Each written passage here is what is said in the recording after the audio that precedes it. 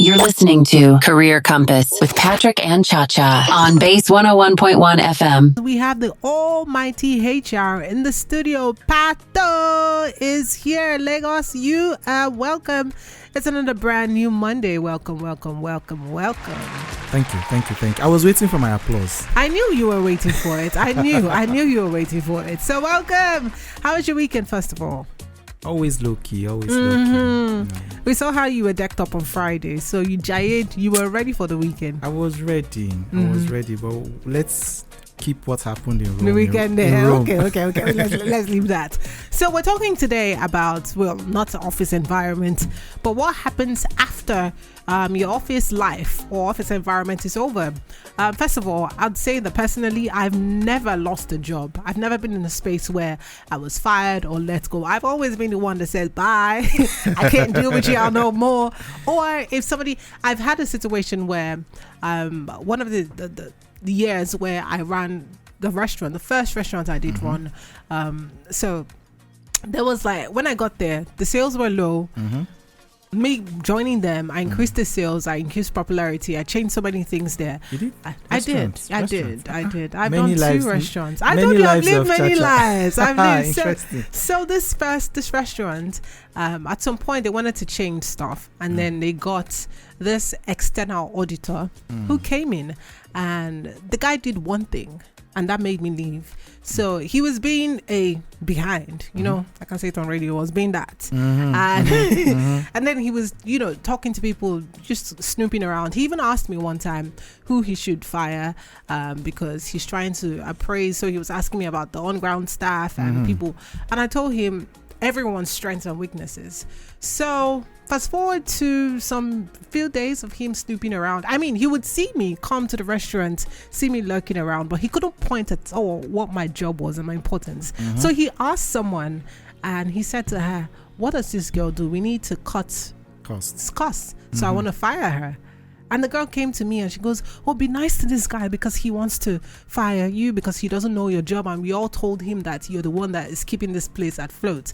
And guess what I did? I quit. I quit because I felt insulted and I felt disrespected. And one of the owners, there were 2 owners. One of them was abroad and he started calling my phone. And guess what? The place shut down. Anyways. And it always happens like that. My sister said I have a curse that when I leave somewhere in anger, something happens. But I mean, some people are on the other hand where they've lost businesses, they've lost their jobs, and we know that there's an initial shock and emotion after losing a job, and it could be overwhelming. So what is the very first thing someone should do after receiving that news that they have to be cut off? I mean, people lose their jobs for various reasons, right? It's not an easy experience. The first thing I would say is allow yourself feel those emotions. All right, it's completely normal to experience feelings of anger, feelings of sadness, feelings of fear, sometimes even feelings of relief. Good riddance. I know that's right.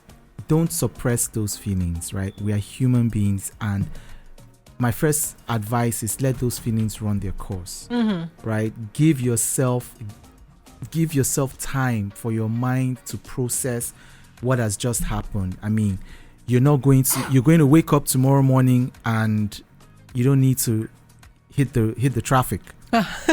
Because there's no work to come to. So allow your mind process the new reality, and if you need to talk about it. Don't suffer in silence. Seek out people you trust, counselor, mentor, coach, friend, colleague, pastor. Talk to someone. Just talk to someone. Don't that's not the time to be alone. The first thing I would do if I ever lost a job was to start looking for another job. In fact, before I lose a job, I probably would have known that, something is up in this area. That you say a language, but, let's just assume that it's gone. After processing those initial emotions, what are some practical steps you think people should take immediately, especially concerning finances and logistics?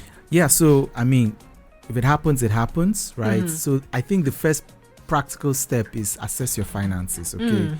if you don't have Vex money stored somewhere, you may need to cut back on your expenses. So, during this period where you're in between jobs, you cut down on your faji, your weekends, your TGIF, you cut down on any expense that is not necessary, because that's not the time to just be exercise some largesse. All right. So also in terms of finances, look for benefits you may be entitled to. Pension withdrawals in Nigeria. If you're out of a job for 5 months or so, you're entitled to 25%. I hope I got my figures right. 25% of your total retirement savings. Is it? Yes. How do you even get that? Oh, now that's a topic That's for on its another. own. Okay. That's a topic on its own. Looking forward to that. Yeah. So if you're out of, so I think it's safe to say, so that I don't get the exact figures wrong, after a particular period of being out of job, you can assess a particular percentage of your total retirement savings in your pension account. Right. So that can help you weather that period of no income, more or less. And then I would say you need to understand why. All right, because if you don't know why you lost your job, you might repeat the mistake. True. So sometimes the job loss may be through no fault of yours. The company shut down, business, and life just happened. Or sometimes it may have been through some challenges you had. Maybe performance related, you lost your dog during that period, and it affected your performance or your mental health. People lose their jobs. It may even be your physical health. People have lost their jobs due to physical incapacitation from being able to work. So know why. And then if you have any rights, look at the contract. Were there any terminal benefits in the contract that you are entitled to, or any legal benefits that you are entitled to that are not in the contract? And then that's when you can now do what everybody, like what you said, dust your CV and get in the game. Update your LinkedIn profile, and then start reaching out to your network. I think that's the next practical step. Yeah. You're listening to Career Compass with Patrick and Cha-Cha on Base 101.1 FM.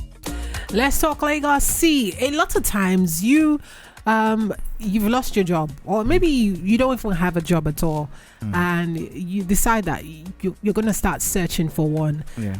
It could feel a little slow when you're applying. I've gone through processes while in a job, and I wanted to get into another field, or I wanted to have another job. It took a while, right? It took a while. Like, I was applying. I'm quite qualified. In fact, some of these roles I was overqualified for them, but I wasn't getting the jobs. I wasn't getting the roles. Some people that I know say I bad pass were getting them. Can I ask a question? Even till now, when you receive those regrets mails, I'm like, does it still pinch? Does it still pinch? Like, it does. Like the other day, I received one from how many? I said, "Oh, but this one, come on, get it." I was like, "Come on, get out of here. Who even wants your job?" But I mean, some people feel like job hunting is a bit slow. They feel, depressed. I had to give somebody a speech recently. That don't worry, like you will get it. I'm even trying to help this person. She hasn't had a job in ever. I don't remember last time she had a job. She's been self-employed. She's a makeup artist, and she said she wants to be a HR now. And she's like, this experience is all of this is a lot. But what would you say to someone who is, searching for a job and they feel like the job hunting process is a bit slow? All right, so let me start mentally, right? Your current unemployment situation is just a temporary status. It's not your identity. Because many people define themselves by their job. All right, and when the job is not there, they lose their sense of self-identity. Right. So first of all, do not define yourself by your job, okay? Your skills, your experience, your creativity, and your value, those do not change simply because you're out of a job, okay? Then this is something that helped me through, because just like you, Cha-Cha, there was a period I wasn't unemployed, but I really needed to change jobs badly. And this is me, Patrick Pato. Like, it took me 1 full year of not passive job searching, actively, when you are actively searching for a job while you have a job, right? This was 1 year. Oh my goodness. From when the search started. In fact, I'll tell you the truth, my New Year resolution that year was to change jobs. I didn't get the new job till December that year. Oh wow. Right? So now, what helped my psyche? See, Cha-Cha, there's no month I didn't get regret mail.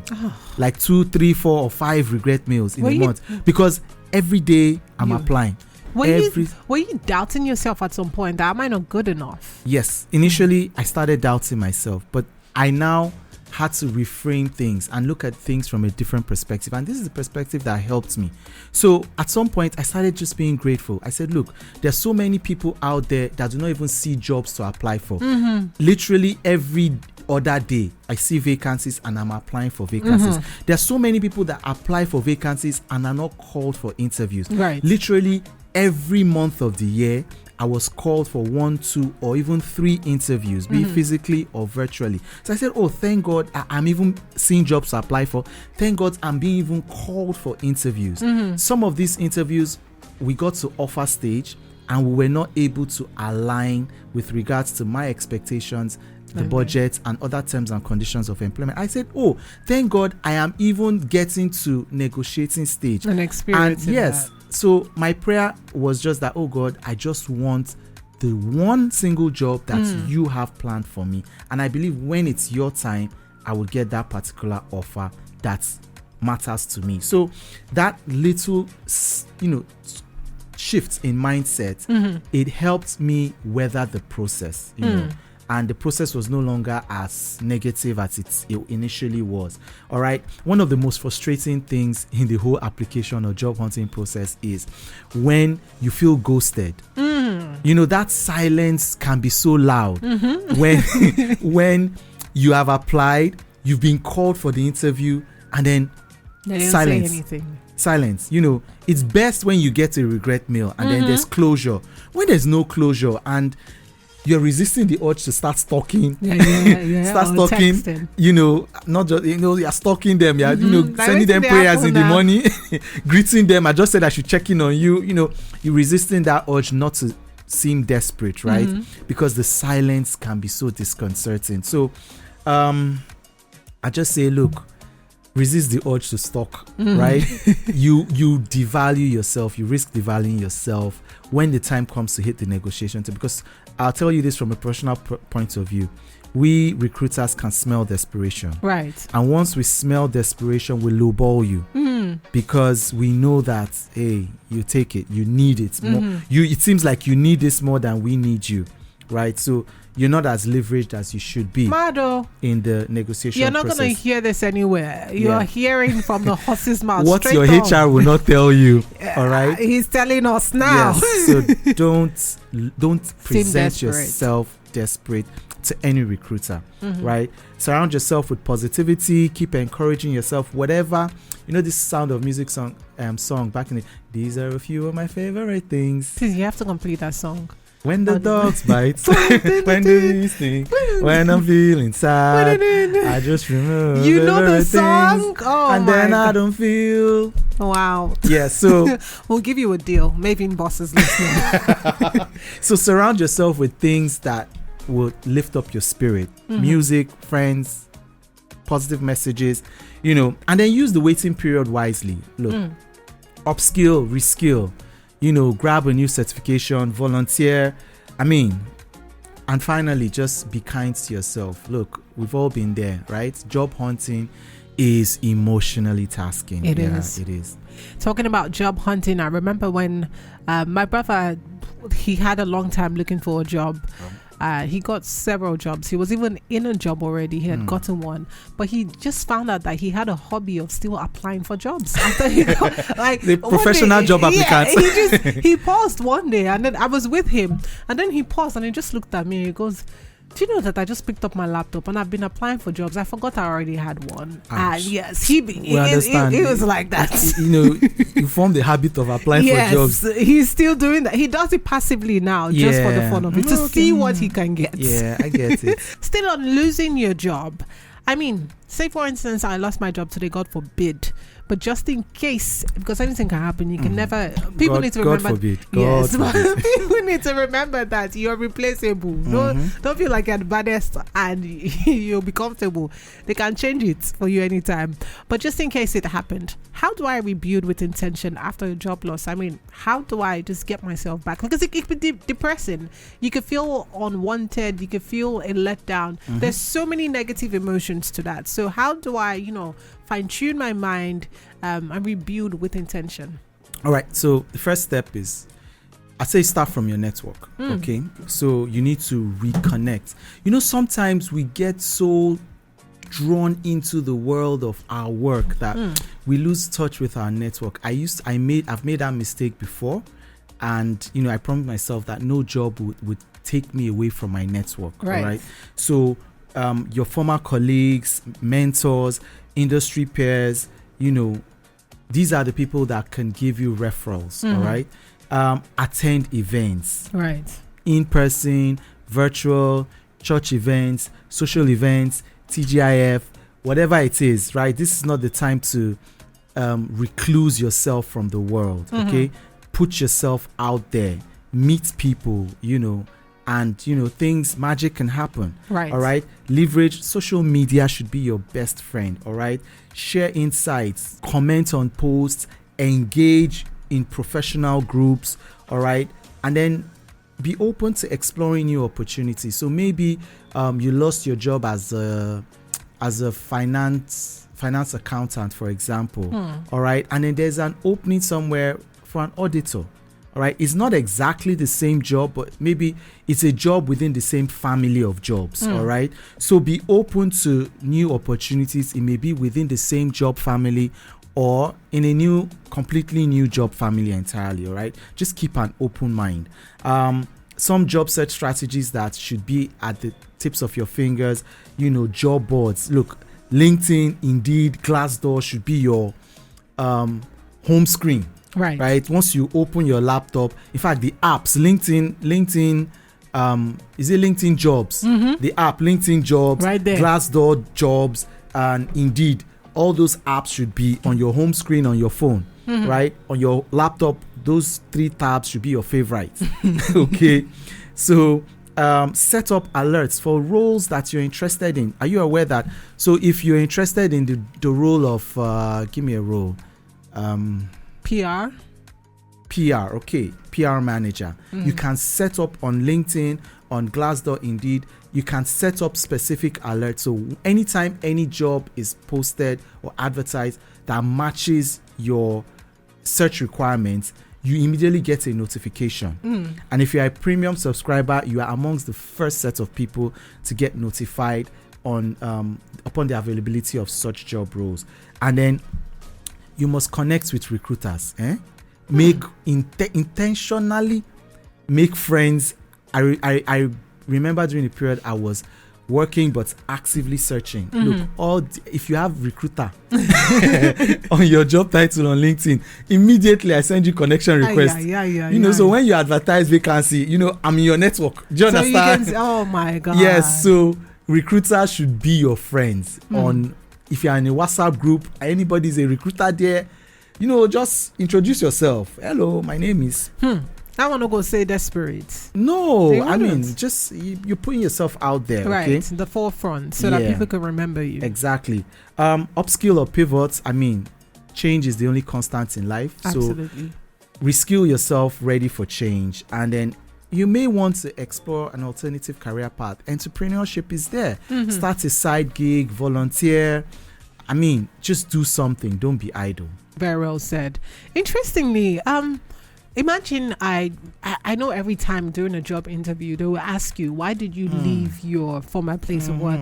And imagine if I was fired. Should I say, I was fired because, how do I explain the fact that I lost a job without sounding defensive or negative? All right. So, see, you must have a parboiled rice.